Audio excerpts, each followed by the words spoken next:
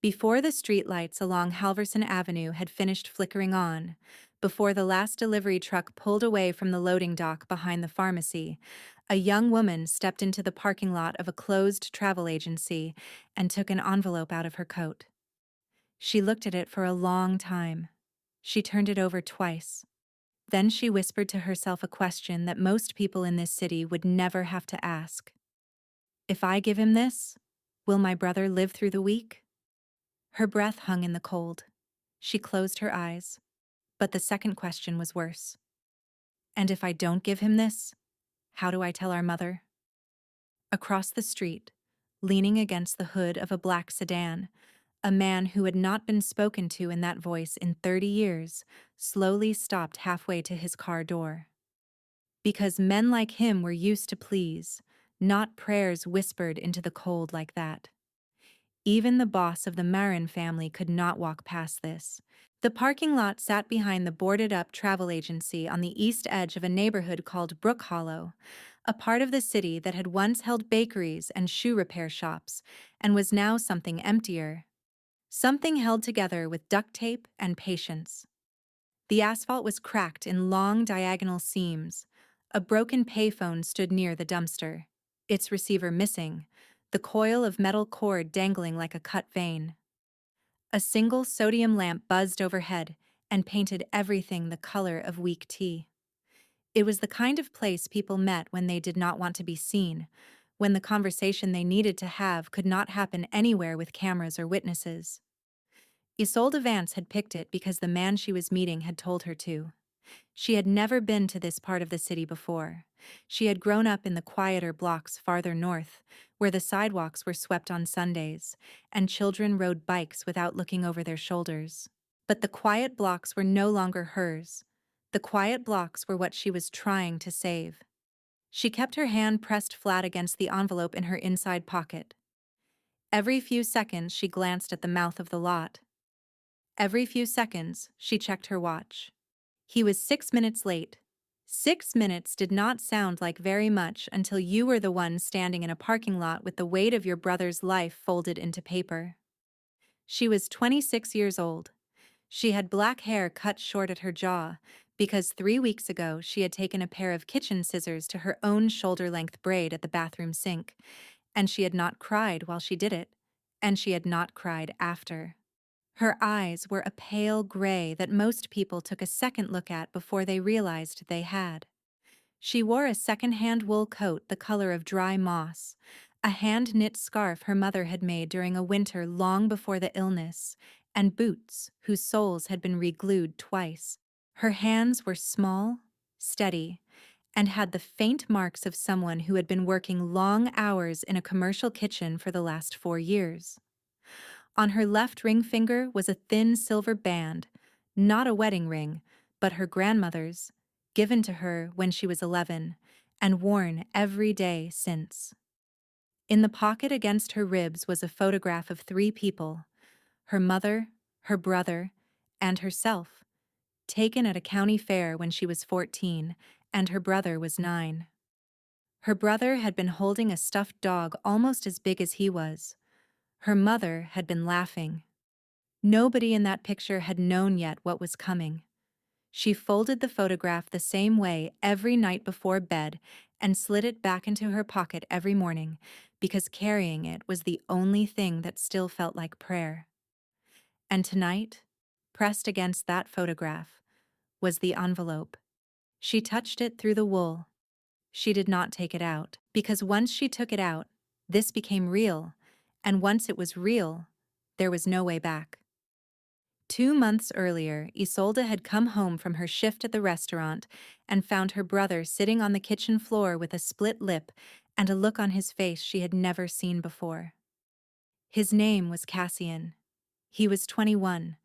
He had always been the charming one, the one their mother had loved without asking him to earn it, the one who could make a stranger laugh within 90 seconds of meeting them.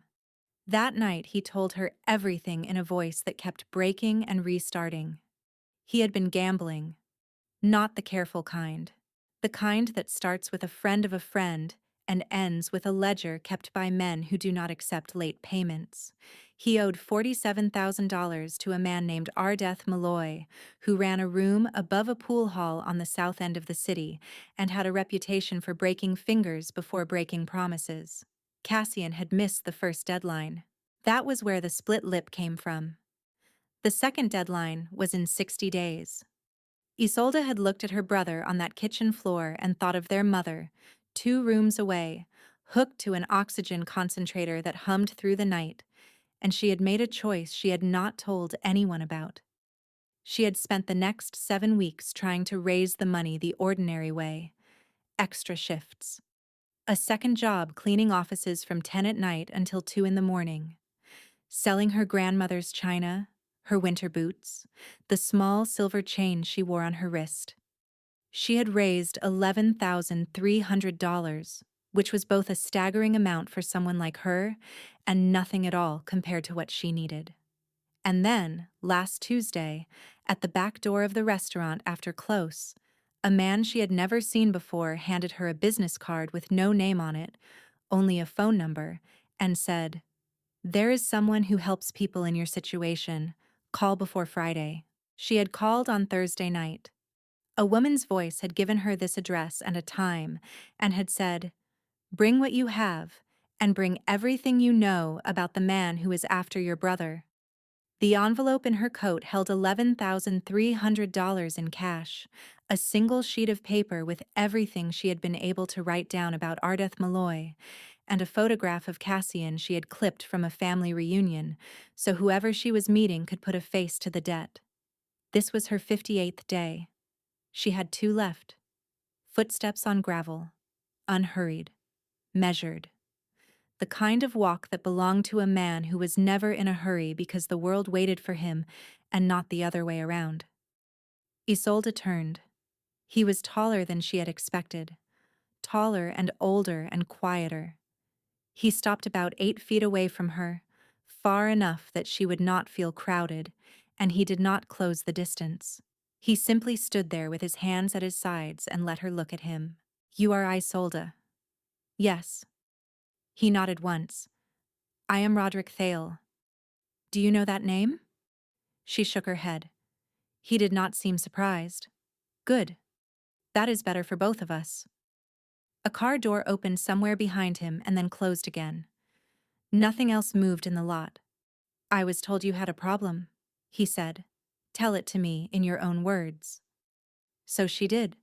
She told him about Cassian, about the split lip, about Ardeth Malloy, and the 47,000 and the second deadline. She told him about her mother and the oxygen machine and the way her mother had not been able to walk to the mailbox since October. She told him about the 7 weeks of extra shifts and the china and the boots and the $11,300 folded against her ribs. She told him in a voice that did not shake because she had practiced not shaking. She told him the way a person tells something when they have nothing left to lose by telling it. When she was finished, he was quiet for a long moment. He did not look at her the way men usually looked at her. He did not look at her as though measuring what he could extract. He looked at her the way a man looks at something fragile that has survived longer than it should have, and that he does not want to be the one to break. Then he said, "Put the envelope back in your coat." She blinked. "I am not here to take your money. I am here to decide whether I help you." "Those are 2 different things." She stared at him. "Why would you help me?" He did not answer right away. He looked at her for a long time, not at her face, but slightly past it, at the wall of the travel agency behind her, and his expression changed in a way she could not read. When he spoke again, his voice was quieter than before. "Because I know what it costs a person to stand in a parking lot at night and try to buy back a brother," he said. "I know the exact weight of it. And I have not seen that weight on anybody in a long time." He paused. "There will be terms." She felt her throat tighten. What terms? Roderick Thale was 54 years old. He was not broad across the shoulders but lean in a way that suggested discipline rather than deprivation. His hair was ash gray, cut short and combed back without vanity. He wore a wool coat the color of wet slate. a dark scarf tucked neatly at the throat, and leather gloves that had been repaired at the seam of the right thumb by someone who knew how. His eyes were a deep hazel that looked almost black in the sodium light, and they had the peculiar stillness of a man who had learned very young that reacting visibly was a kind of weakness he could not afford. There was a small mark along his jaw, a faded line that might once have been a cut, and his voice carried the soft residue of an accent nobody could quite place, as though he had spent his childhood somewhere and his adulthood somewhere else, and the two had quietly averaged themselves out. He had run the Marin family for 19 years.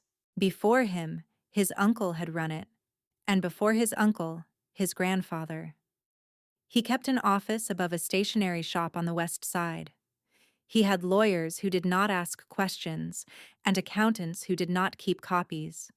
He had a reputation for being the kind of man who settled conflicts before they became conflicts, and who did not forgive the same mistake twice. Men who worked for him called him Mr. Thale. Men who did not work for him tried very hard not to have to call him anything at all. But Roderick had not always been this. A long time ago, when he was 9 years old, and his family had lived in a 2-room apartment above a laundry on a street he had not driven down in decades, he had come home from school one afternoon and found his older sister crying at the kitchen table. Her name had been Isabeth. She had been 15. She had gotten herself into a kind of trouble a girl was not supposed to get into, with a man whose name their father would not even let her speak. Their father had told her she was on her own. Their father had said the words without looking up from his newspaper. Roderick, at 9, had emptied his coin jar on the table in front of her. It had held $7.40. He had said, "Take it, I will get more." She had smiled at him, the saddest smile he would ever see on any human face for the rest of his life, and she had said, "You are too young to carry this, but I love you for trying." Isabeth had not lived through that year. Roderick had not told anyone about the coin jar in 45 years. He had not let himself think about it in at least 20. But standing in this parking lot, watching a young woman press her hand to an envelope over her ribs, he was thinking about it now. He was thinking about it with a force that almost made his hands shake inside his gloves. And something in Roderick Thale, something sealed so long ago he had forgotten the seal was there, began to quietly give way. Roderick Thale took a half-step closer. Not close enough to crowd her, only close enough for her to hear him without the wind stealing the shape of his words. "The terms are these," he said. "I will settle what your brother owes Ardeth Malloy. I will settle it by tomorrow night. Your brother will not hear from Ardeth again. You have my word on that, and my word in this city is not a small thing." Solda felt her knees want to give. She kept them locked.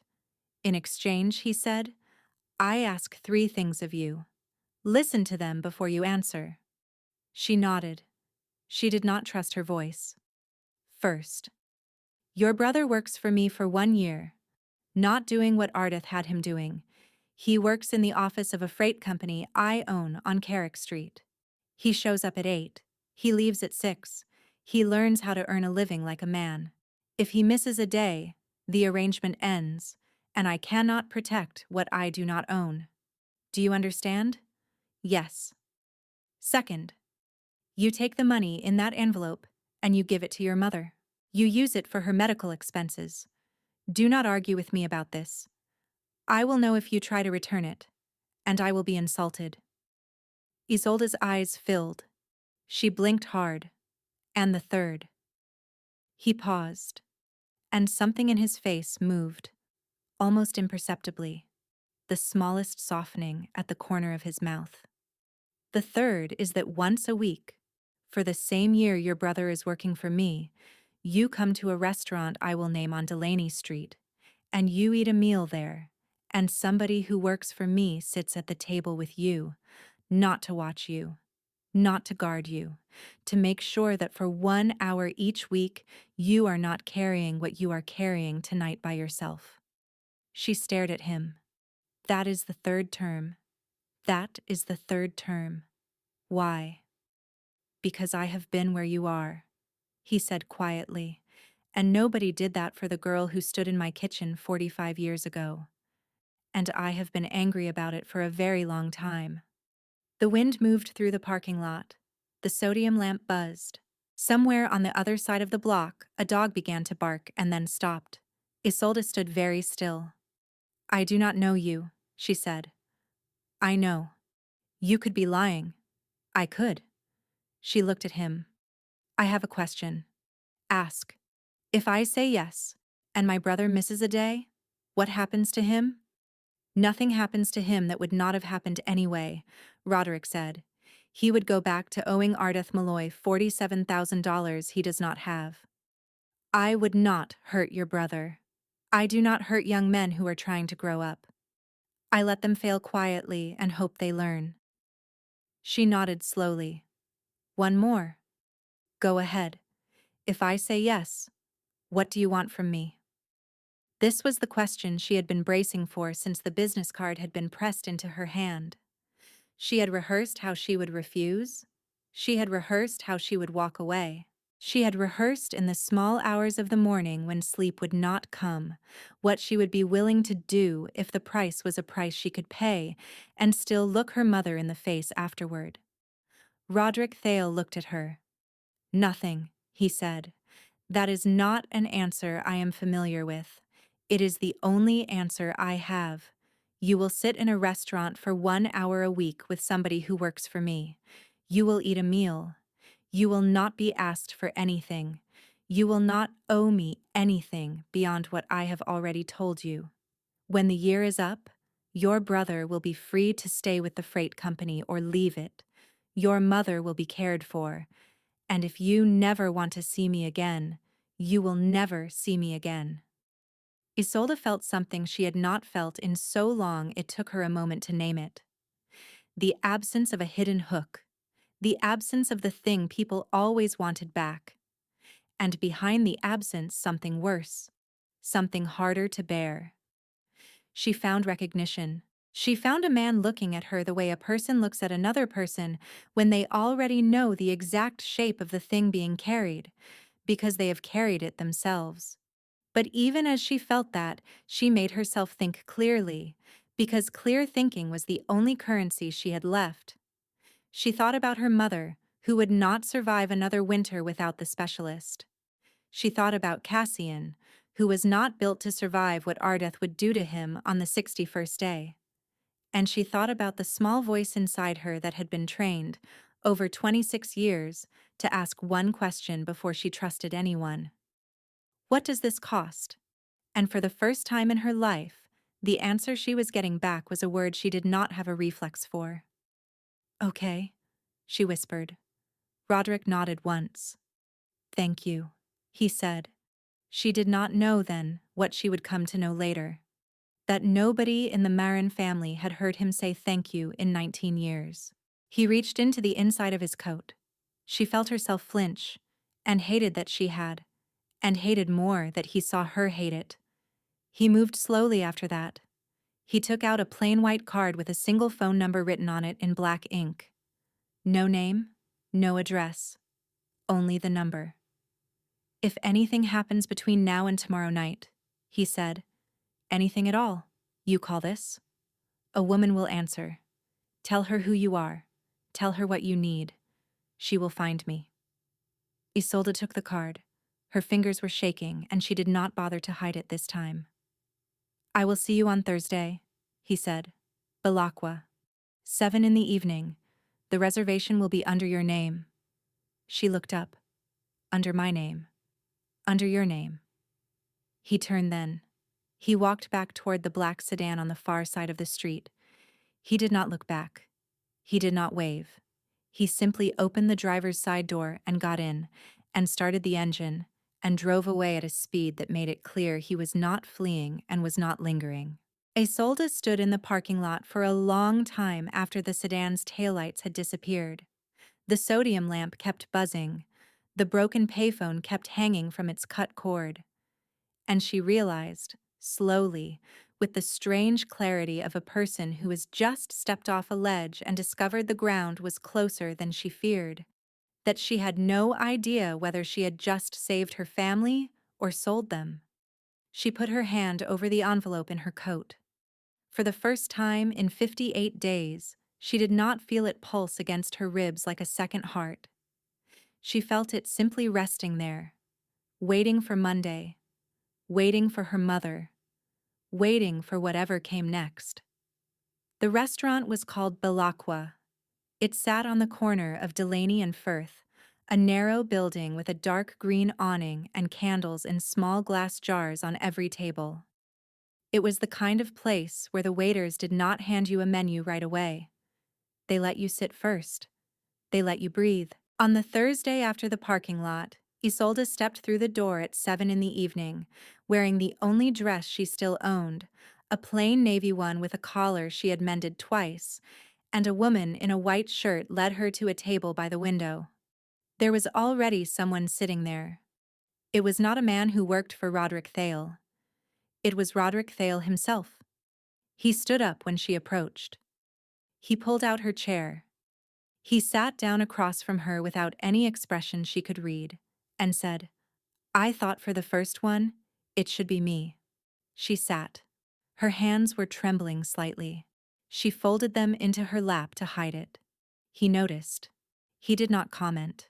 A waiter brought bread, warm, with a small dish of olive oil and cracked pepper.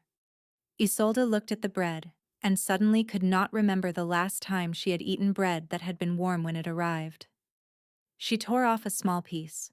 She chewed slowly. Roderick watched her the way he had watched her in the parking lot. Not at her face, but slightly past it, as though looking directly would be a kind of intrusion he did not wish to commit. "Cassian starts on Monday," he said. "A man named Oren will meet him at the front desk of the freight office at 7:45. Oren is a good person. He will not be cruel. He will not be soft either. Your brother will find the work tedious for the first 3 weeks and useful after that." Isolde nodded. "Thank you," she said. He inclined his head slightly. "How is your mother?" She was quiet for a moment. "She is the same," she said. "She does not know yet about any of this. I do not know how I will explain the money. Tell her a distant relative left it," Roderick said. "I have already had the paperwork drawn up." The relative existed. He died in 1987. The inheritance has been sitting in a legal account unclaimed because no one ever found your branch of the family. This is true. It will hold up if anyone ever checks. Isolde stared at him. "You did that today. I did that this morning. Why?" "Because your mother is a woman who has lived long enough not to accept gifts she cannot trace," he said. "And I did not want to make her refuse something she needs." Isolde felt the room tilt slightly. Not from the wine she had not yet touched, but from something in the simple arithmetic of what he had just told her. A man who had met her once, for less than 15 minutes, in a parking lot at night, had already moved an entire legal architecture to protect a woman he had never laid eyes on from the embarrassment of having to accept help. The waiter returned. They ordered quietly. Roasted chicken for her, fish for him. He did not ask her about the debt. He did not ask her about Ardeth Malloy. He asked her what kind of food she cooked at the restaurant where she worked. She told him about the sauces she had learned to make, about the sous chef who yelled but was always fair, about the Sunday brunches where the kitchen ran so hot in July that the butter pooled on the counter within minutes. He listened the way very few people in her life had ever listened, without preparing a response while she spoke. He laughed once, quietly, at the story of a line cook who had once tried to serve a fish with its eye still blinking. It was not a large laugh. It was not a performed one. But it reached his eyes, and Isolde realized, with a small shock she did not understand, that she had been watching his mouth for it without knowing she was. When she was finished, he said, "You talk about food the way my grandmother talked about it." That was a compliment. It was meant as one. She almost smiled. She did not quite. The food came. It was the best meal she had eaten in 7 years. She did not wrap any of it to take home because there was nothing to take home. Balakwa did not serve the kind of food you wrapped. But halfway through, she put her fork down and she said, "Can I ask you something?" "Yes." "Why did you come yourself tonight?" He did not answer immediately. He looked at the candle on the table. He looked at the window. And when he finally looked back at her, there was a small crack in the stillness of his face, a thing he could not quite close in time. "Because I wanted to see you eat a warm meal once," he said. "And I did not trust anyone else to make sure the chair across from you did not feel empty." She felt something inside her chest turn over very slowly, like a page in a book she had not known she was reading. She did not know then that she would remember that sentence for the rest of her life. She only knew that she could not look away from him for a long time after he said it. Later, when the plates were cleared and the waiter had brought 2 small cups of coffee she had not ordered, but that arrived anyway, because the kitchen had decided she needed them, Roderick did something she had not expected. He took a small envelope out of his inside pocket and placed it on the table between them. Her whole body went rigid. He saw it. He lifted his hands immediately, palms open, slow. "This is not what you think," he said. "It is not for you to do anything with. It is for you to keep." She looked at the envelope. "Open it," he said. "When you get home. Not here. I want you to read it somewhere quiet." She put her hand over it. She drew it toward her side of the table. And for the rest of the meal, she could feel its weight in the pocket of her coat on the back of her chair, the way she had once felt the weight of the other envelope against her ribs. But this one was different. This one did not pulse. This one simply waited. On Friday afternoon, Ardeth Malloy received a visitor at the room above the pool hall. The visitor was not Roderick. Roderick never went himself to rooms like that. The visitor was a man named Halden, who had worked for the Marin family for 22 years and who spoke very few words because very few were required of him. Halden placed an envelope on Ardeth's desk. Ardeth opened it. Inside was $47,000 in crisp bills, along with a handwritten note that said, "This closes the debt of Cassian Vance, and it closes any future claim on his family, now and forever. And you will confirm this in writing before the gentleman sitting across from you leaves this room." Ardeth looked at Halden. Halden looked at Ardeth. Ardeth reached for a pen. He signed the paper that Halden slid across the desk. He did not say a word. When Halden left, Ardeth sat at his desk for a long time, and then he told his men that the Vance matter was closed, and that anyone who touched that family for any reason would answer to him personally, and after him, to Mr. Thale, and he did not recommend the order. That Saturday morning, Isolde was at her mother's kitchen table when the letter arrived.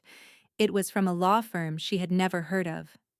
It informed her mother that a distant relative on her father's side, a man named Petrus Vance, had left a small inheritance that had finally been located and released. The amount was large enough to cover her mother's medical expenses for the next 4 years. Her mother read the letter twice. Then she looked at Isolde over the top of her reading glasses and said, "I did not know your grandfather had a brother." Isolde had rehearsed this. "He did," she said. "Dad told me once, a long time ago." Her mother nodded slowly. She folded the letter. She set it on the table. She did not cry. She had not cried in front of Isolde in 2 years. But she reached across the table and took her daughter's hand, and she held it without saying anything for a long time. That afternoon, Isolde went to see Cassian at the small apartment he had been sharing with 2 other young men on the north side. She told him she had taken care of it. She told him how. She told him about the freight company and Oren and the 8 to 6 and the year. She did not tell him about Balakwa. She did not tell him about Roderick. Cassian sat on the edge of his mattress and put his face in his hands and cried the way a young man cries when he has just understood, for the first time, what he almost cost the people who loved him. When he finally looked up, his face was wet and open. "I will be there at 7:45 on Monday," he said. "I will be there every day for a year, and every day after, if they want me." "Good," Isolde said. She touched the top of his head, the way their mother used to when they were children. "You are going to be all right." On Monday, at 10 minutes to 8, Cassian walked into the freight office on Carrick Street in a pressed shirt he had ironed himself, and a man named Orange shook his hand without comment and led him to a desk. Roderick, standing at a second-floor window across the street, watched him go in. He did not smile. He did not allow himself to, but he stood at the window a minute longer than he needed to, and when he turned away from it, he paused in the middle of the room, and he said, quietly, to no one, "She was right to trust me." That same Monday evening, after her shift at the restaurant had ended and the prep kitchen had been closed down for the night, Isolde walked home through the thin, wet snow and let herself into her apartment and turned on the small lamp by the couch and finally took out the envelope Roderick had given her at Bellecour. She sat on the couch. She opened it. Inside were two things. The first was a bank card in her name, from a bank she had never heard of, along with a typed note that said, "This account has $5,000 in it. It is not a loan. It is not a gift. It is what I should have given a girl with a coin jar a long time ago. I did not have it then. I have it now. Do not send it back. If you do not wish to use it, leave it. It will be there if you ever need it." The second was a photograph. It was old. The edges were soft. It showed a girl of about 15, standing on a fire escape holding a cat. The girl was laughing at something out of frame. On the back, in careful handwriting, were two words. Isabeth. Summer. Isolde sat on the couch with the photograph in her hand for a long time. She thought about the parking lot. She thought about the way he had said, "I know the exact weight of it." And for the first time, she understood what the weight was. It was not the envelope in her coat. It was not even her brother. It was the person you could not save, carried forward into every person you tried to save afterward. That night, Isolde went to bed and did something she had not done in a very long time. She slept for 7 hours without waking. She did not hear the oxygen concentrator in the next room. She did not hear the pipes groaning in the walls. She did not hear the small creaks of the apartment settling into itself the way old apartments do. She simply slept, the way a person sleeps when for the first time in a very long time, no one in her family is about to lose something they cannot afford to lose. When she woke, it was still dark. She lay on her back and stared at the ceiling.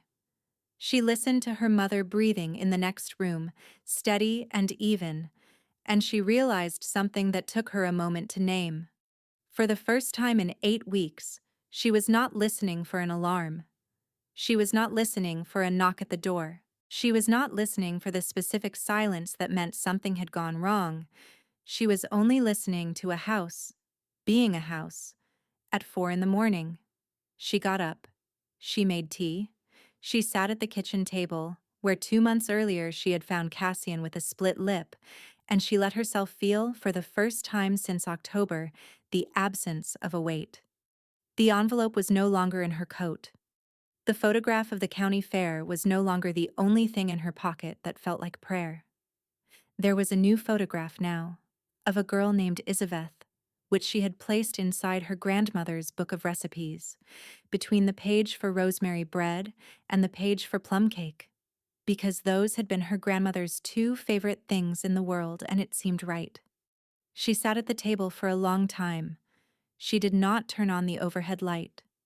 She let the kitchen stay in the soft orange of the lamp above the stove, and she did something she had not done in a very long time. She thought about herself, not about Cassian, not about her mother, not about what she had to do tomorrow or the day after or the day after that. Just about herself, sitting at this table, 26 years old, with black hair cut short at her jaw, and small hands, and a silver band on her left ring finger, and a candle Roderick Thale had watched flicker across a white tablecloth at a restaurant she could never in her life have afforded on her own. She thought about the way he had said, "I did not trust anyone else to make sure the chair across from you did not feel empty." She pressed her fingers to her mouth. She closed her eyes. She was not crying. She was not smiling either. She was only, for the first time in many years, sitting inside her own life without listening for what might break next. And somewhere across the city, in a quiet office above a stationery shop, Roderick Thale was still awake at the same hour, sitting in the dark, looking at a ceiling he had stared at for 19 years, and thinking about a young woman with pale gray eyes who had whispered a question into a parking lot like a prayer. And he was afraid. In a way, he had not been afraid in a very long time, because he had been careful, all his life, not to need anything he could not buy back. The weeks moved differently after that. Cassian went to the freight office at 7:45 every morning. He did not miss a day. After 3 weeks, Orrin called Roderick and said, "The boy is not a disaster." Roderick said, "That is the highest compliment you have ever given anyone." Orrin laughed, which was also rare. Isolde's mother began using the money from the inheritance to see a specialist across the city, a pulmonologist who adjusted her medications and introduced a new breathing therapy that reduced the nights she woke gasping from 5 a week to 1. By the 3rd month, her mother was walking to the mailbox again. Short walks. Slow walks. But walks. On the Thursdays, Isolde went to Balakwa. For the 2nd week, a woman named Persis had sat across from her, an older woman with a silver streak at her temple who had worked for Roderick for 12 years. For the 3rd, it had been a man named Linus, quiet and kind, who had asked her about her favorite book and listened to her talk about it for 20 minutes without interrupting. But on the 4th Thursday, Roderick was at the table again, and on the 5th, and on the 6th. By the 7th, he stopped pretending he was rotating. He said simply, "I will be the one from now on," and Isolde did not say anything, and the waiter brought bread, and that was that. They talked about ordinary things. He told her about a house he had bought 12 years earlier in the countryside with the intention of fixing it up, and had not yet spent a single night in. She asked him why. He said, "Because I was waiting to know who I wanted to fix it with." He said it without looking at her. He said it the way a man says something he has practiced not saying for a long time. She did not answer, but she put down her fork, and she looked at him until he looked back, and neither of them spoke for a full 10 seconds, which was the longest 10 seconds either of them had sat through in a dining room in many years. In the 4th month, the danger returned. Not dramatically, not with men in a car outside her apartment, or a note slid under the door. It returned the way old danger often does in cities like this one, quietly, through a rumor.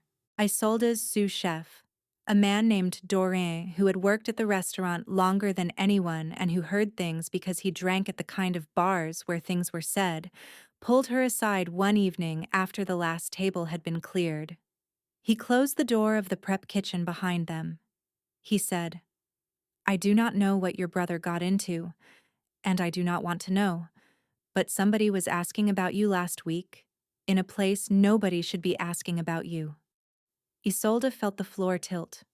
Who? He would not say. A man. Older. Not Ardeth. Somebody who worked for him once, maybe. Or with him. Doran looked at her with the tired kindness of a man who had seen too many young women come through too many kitchens in trouble they had not made. "Be careful," he said. That was all. That was enough. Solda called the number on the plain white card that night. A woman answered on the 2nd ring, calm and unhurried. Isolde told her what Doran had told her. The woman asked for 3 details and wrote them down without reacting to any of them. She said, "Stay where you are tonight. Do not open the door for anyone. Someone will come by in the morning." That was all. In the morning, a woman Isolde had never met was sitting in a parked car across the street from her apartment. She stayed there for most of the day. At 6 in the evening, a different woman replaced her. At 2 in the morning, a man Isolde recognized as Halden sat in the same car for 3 hours. Nobody knocked on her door. Nobody called her phone. And on Thursday, when Isolde went to Belacqua, Roderick was already there. He stood when she approached. He pulled out her chair. He sat. And for the first time, before the bread arrived, before the waiter came, before anything, he reached across the small table and put his hand flat against the wood between them, palm up. "Nothing is going to happen to you," he said. "I know," she said. "I want you to say the words back to me." She looked at him. She thought of Isabeth on the fire escape. She thought of her brother at 7:45 on Monday mornings. She thought of her mother, walking to the mailbox slowly, but walking. "Nothing is going to happen to me," she said. "Good," he said. And he did not take her hand. He did not ask her to take his. He simply left his open between them, the way a door can be left open, for someone to walk through or not, as they choose. She did not take it that night, but she did not forget that he had offered. In the 5th month, a small thing happened. Isolde's mother had a bad night, a very bad night, and Isolde called the restaurant at 7 in the morning to say she could not come in, and then she called Oren because she did not know who else to call, and she asked if he could tell Cassian without alarming him. Oren said he would. He did. And at 9:15, there was a knock at the apartment door, and when Isolde opened it, Roderick was standing in the hallway with a paper bag that held 2 containers of homemade chicken soup and a small jar of honey. "I did not make it," he said quickly. "A woman who cooks for me did. I only brought it." Isolde stared at him. "You did not have to." "I know." Her mother, in the living room behind her, said in the softly bewildered voice of someone meeting an unexpected guest, "Sweetheart, who is at the door?" Isolde turned. She looked at Roderick. She looked at her mother. And for a reason she could not have explained then and could barely explain later, she said, "Mom, this is a friend." Roderick stepped inside. He took off his wool coat.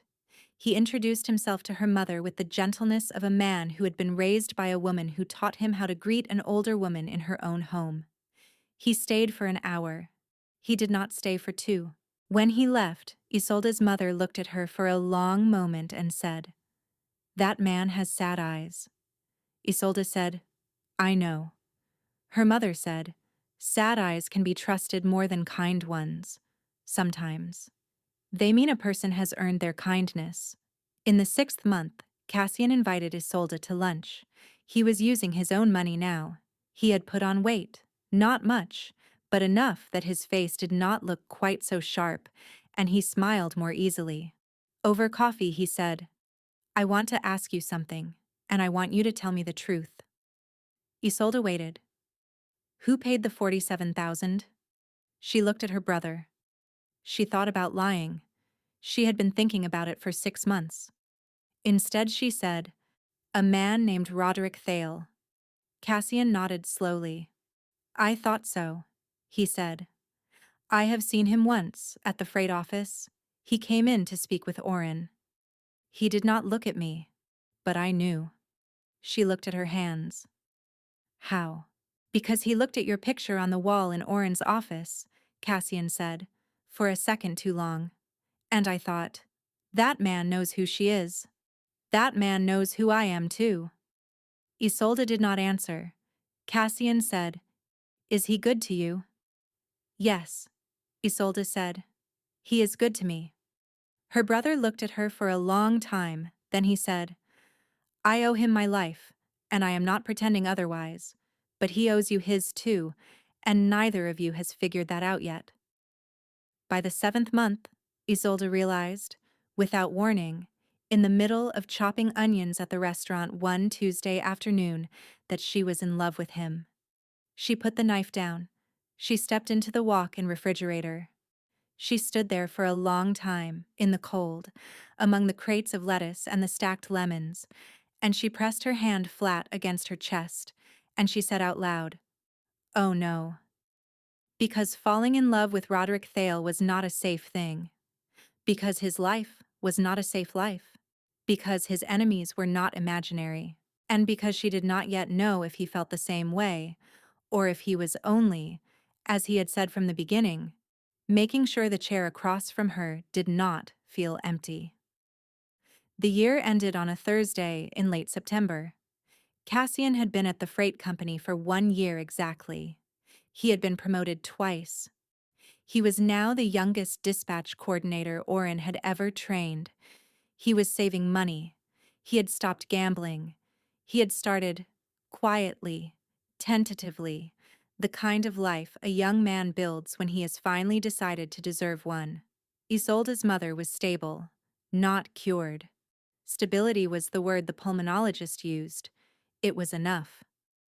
That Thursday evening, Isolde went to Belacqua for what she understood, by the terms of the original agreement, would be the last time. She wore the navy dress. The collar was still mended. She had not bought a new one. She had wanted to wear the one he had first seen her in. Roderick was already at the table. He stood when she approached. He pulled out her chair. He sat. The waiter brought bread. Isolde looked at the bread. She looked at him. She did not touch the bread. She said, "You told me once that if after the year was up I never wanted to see you again, I would never see you again." "I remember. That was the deal. That was the deal. Are you here to enforce it?" she asked. He was quiet for a long moment. Then he said, "I am here to ask you something I have no right to ask, and to let you say no, and to honor the no if it comes." Her heart was moving in her chest like something in a jar. "Ask me." Roderick Thale, who had not been nervous in a room in 30 years, looked down at the white tablecloth, and then up at her, and said, "I bought a house 12 years ago in the countryside. I never slept a night in it. I told you once I was waiting to know who I wanted to fix it up with." She did not speak. He said, "I have known for 6 months. I did not say anything, because you were inside a year I had promised you would be free at the end of. I did not want you to think you owed me this. You do not owe me this. You owe me nothing. The year is over tonight. But if you would consider, not now, not tomorrow, but when you are ready, seeing me outside of Thursdays, outside of this restaurant, outside of anything that started in that parking lot, I would spend the rest of my life trying to be a man worthy of it." Isolde stared at him. She felt the whole of the last year rise up behind her like a room she had just walked out of. She thought of Cassian at 7:45 on Monday mornings. She thought of her mother walking to the mailbox. She thought of the chicken soup in the paper bag. She thought of the woman in the car across the street when the danger had come rumoring back, and the photograph of Isabeth on the fire escape, and the hand he had placed open between them without asking her to take it. She thought of the chair across from her that had not been empty for 52 Thursdays in a row. "Roderick," she said. "Yes. You did not only give me a deal. Yes. You gave me my family back. Yes." She reached across the table. She put her small hand over his, which was larger and a little cold. She said, "I have known for 6 months too." The candle between them leaned in the barest current of air. He closed his eyes. Only for a second. But she saw it. And she knew, the way you know things once and then forever, that she had just witnessed Roderick Thale allow himself to feel something in public for the first time since he had been 9 years old in a kitchen above a laundry. He did not kiss her that night. He was not that kind of man, and she was not that kind of woman, and the restaurant was not that kind of place. He walked her home, along streets still wet from an evening rain, and at her door he stood one careful step back from her and said, "Take your time. I am not going anywhere." She said, "I know." And then she said the thing she had not said yet to anyone in her life.